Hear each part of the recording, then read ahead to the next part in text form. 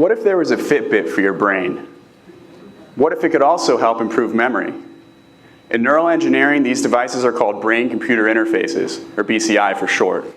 There aren't any that can improve memory, but I plan on changing that with my thesis.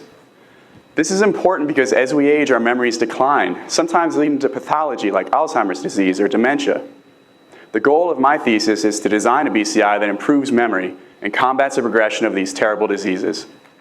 Just like a Fitbit measures physical activity, a BCI measures mental activity. You can design a brain-computer interface using a cap embedded with electrodes that extract signals from the brain and sends them to a computer for processing. The signals I'm most interested in are those that arise when we use our memory. There are two main kinds of memory, long-term and short-term. Long-term is remembering things on a time scale of months or years. Short-term is remembering things on a time scale of minutes or seconds. When we use the information stored in our short-term memory to solve a problem or complete a task, we're using working memory. Now, if you're like me, you're probably tired of forgetting where you left your keys, but I'm here to tell you there's hope. Studies have shown that training on working memory exercises actually improves overall working memory performance in both older and younger adults. In fact, the performance improvement seen in older adults is similar to that seen in younger adults. But what's happening in the brain when someone's memory is improving? The answer may be found in the differences in brain signals arising during correct performance of a working memory task versus incorrect performance. I've discovered some differences in monkey brain signals as they were performing a working memory task. I use signal processing and artificial intelligence to find these differences.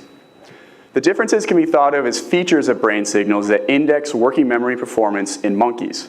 They may do so as well in humans. I'll be testing that hypothesis in a future human memory experiment. Imagine you've just been identified as being at risk for developing Alzheimer's by the time you're 65. What do? You can go on medication that doesn't really work, or if a BCI like this is available, you can begin using it. Your metrics will be shown on a mobile app, like you see on the screen above, and over time you'll see how those metrics change as you progress in your working memory training program. And then 6 months later, when you're reevaluated, hopefully your risk for developing Alzheimer's will have shifted from 65 years of age to 75 years of age. With just 6 months of training, you will have added 10 years onto your life. That's the goal.